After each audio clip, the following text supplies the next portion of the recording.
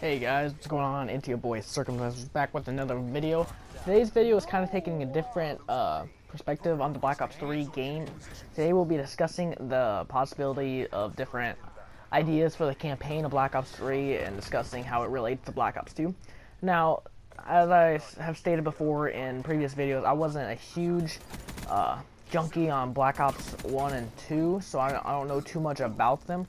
But I have played the campaigns for both. I just read up a little bit more on them so I could refresh my memory. So I'll state my ideas on Black Ops 3. But first, let's go through the history of the Black Ops. Black Ops 1 is based in 1960, with Alex Mason being the perspective that you're looking through. And he goes on various missions, and the entire goal of that game right there is to kill certain people. Dragovich, Kravchenko, and Steiner. Those are just people that, sorry, I don't know if you could hear that, but it just beeped, excuse me. Those are the people that he was programmed to kill by Reznov. Reznov was his former friend that died, but he still has visions and believes that he is alive. So he's kind of like just a pigment of his imagination that he follows, even though it's really him doing all this stuff. But anyways, he goes through this entire mission, through the entire game, defecting from the CIA and the the military, just to go on this solo mission that he must complete for his own sake. Because while he was a prisoner in Vorkuta after being captured, he was brainwashed, and they destroyed his, well, I don't really know what to call it. They destroyed his thoughts, and they programmed him, and his the people that brainwashed him programmed him to kill John F. Kennedy. And there's a mission at the Pentagon where you have to stop him from killing John F. Kennedy by tapping square repeatedly. It's simple, but it lets you know that that was his goal. Like, he was programmed to do that, and he has visions and thoughts of doing that because that was what he was programmed to do. But anyway, he doesn't, and you go on to kill these people that brainwashed him and hurt him and his friends. So you do all of that, and I forgot exactly how the game ends. I think you believe that Woods is dead, but in Black Ops 2 you find out that he's not, and it turns out that actually Alex Mason is the one that is dead, and Alex Mason was the main character. So switching over to Black Ops 2 now, you're playing in the future. Before it was 1960, now you're almost 60 years in the future in 2025, where it's a little more futuristic, and there's one main enemy that you go after, and his name is Raul Menendez. And Raul Menendez is just an evil man, and his entire goal in life is to start another world war between America and China. Even though he is not from either of those countries, I believe he is Mexican, maybe? I don't know. That's what it sounds like, or Spanish. Something like that. His goal is to just cause destruction in the world, and he does this by stealing American drones, and turning them against themselves, against America, trying to harm America and start an issue throughout the world. He is successful for the most part, and he does all this, and your goal as David Mason, which is Alex Mason's son, is to kill him. Now, the relationship between David Mason and Alex Mason is kind of complicated. There's scenes in Black Ops 2 where you see David watching his father, Alex, die. He gets shot, and it shows David running up to Alex. It's confusing. One more time. David is the son, Alex is the father. You can see David running up to Alex, presuming that he's dead, trying to wake him up because he was young and did not realize the concept of death, and it was unsuccessful, so you understand that he's dead. So Frank Woods, which was Alex Mason's best friend and former partner in the military, it's not really a partner, but he was his best friend. They went on all the missions together, and he was like the person that helped you out the most, like they have in every COD. You know what I'm saying? Like, he was the person that would help you guide through missions and everything. But now that Frank Woods is your godfather, I guess, he's the one watching after you. Excuse me.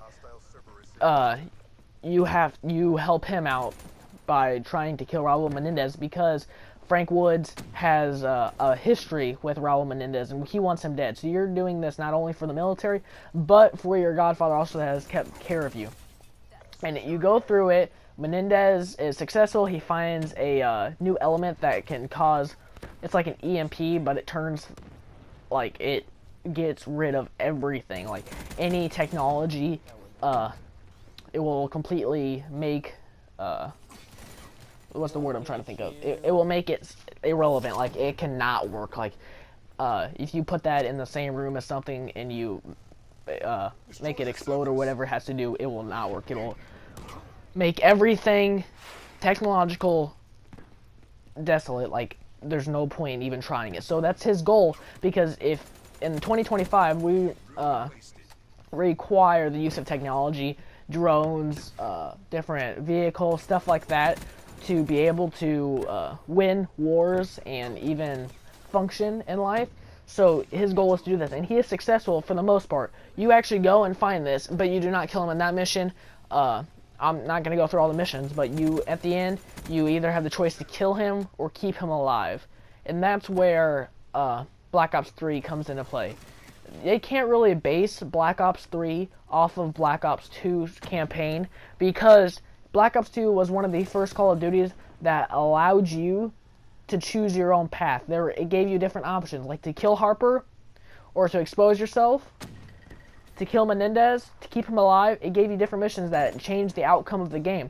There's an outcome where Alex Mason is actually alive, but if you don't do all the steps correctly, he is dead.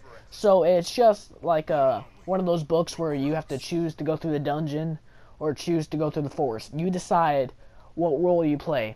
And that's where Black Ops 3 gets confusing, because how can they incorporate Black Ops 1 and Black Ops 2 into the Black Ops 3 campaign? Now, there's lots of different theories, and I have a couple actually. One of my main ones is that it doesn't have anything to do with Black Ops 2. They just kept the name. I don't believe that is the case. It is just a possibility. I think that because what they could do is keep the Black Ops, like, they're not related to Mason or Frank, but they are still Black Ops agents, and they still go on missions and do lots of cool stuff, but they are not related to him and not directly related to the Black Ops 2 storyline. But that wouldn't make any sense, because people have Alex, David, Frank, Woods, Hudson, all those people dear in their heart, just like Price and Soap, and they will pick those storylines up. So they're going to pick up the Black Ops 2 storyline in Black Ops 3. Black Ops 1 took place in the 1960s. Black Ops 2 took place in the 2020s. Black Ops 3 will take place in the 2060s. So each one is about 40 to 60 years separate, which is about a generation. So what I think is going to happen is, let's say David Mason was 2022, let's just say, just throw out a number, in 2025. 10 years later, he has a child, and whatever his name is, something Mason, he is an adult and fighting the military for the Black Ops in 2065. So this could still be a relationship-based campaign, and it could be David Mason's son and Alex Mason's grandson. So I believe that they will pick it up in that sense, but I don't know how directly related the storylines will be, because they can't really incorporate Menendez, because you chose whether he was alive or whether he's dead. His influence could cause the people in the future to want to do something, but they can't directly bring Menendez back. And if you've played the Black Ops 3 campaign or watched any of the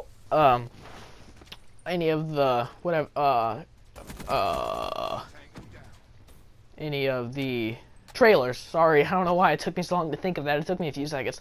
If you watched any of the trailers, it showed that people were using technology, incorporating them in themselves because of the future. So this is going to be like a more futuristic robot war. You have people that are like cyborgs. They have arms cut off with mechanical arms that can change into guns, or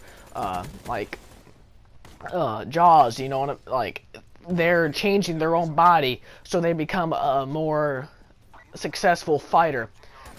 So I think what is going to happen is David Mason's son, Alex Mason's grandson, is going to have to stop the upcoming of a new organization that is based around manufactured, I guess, I don't know a better word to say it, manufactured people that change their own body so they will become super fighters that are almost unstoppable, and his entourage, his group, has to go out there and stop him by using different techniques, going on different missions, finding new elements, discovering stuff, and bringing out the main source, which we'll say like is just a building that has all of the buttons and everything that uses to control them, and they will go in there and they'll destroy that to win the campaign. Of course, you're going to win the campaign. So yeah, this video is a little bit long, but if you've stayed this long, I appreciate that. So I would like to hear your opinions on Black Ops 3. I'm not saying this is exactly what is going to happen. This is just one of the theories that I have. There's actually a couple. My friend Gentry, he said, how can they pick this up? Like, Black Ops 2 ended it. Like, they killed all the people that they needed to. And I told him, they can pick it up from wherever they want. People will buy Black Ops 3 just because it's a Black Ops game. So it's just a marketing factor that they titled it Black Ops. That could be the case. That has nothing to do with the Mason family or Woods or Hudson or Bowman, any of those. It could just be a purely futuristic Black Ops. You know, like just non-related, starting the storyline over with new people, new families, and new ideas that you will play in and have to destroy and stuff like that. So yeah, leave me your opinion in the comment section. I'd really like to hear it. Let's see how many I get here. 1, 2, 3. Okay. Thanks for watching, guys. This has been Circumcised Moose. The video ran a little long. I apologize, but I'll see you in the next video.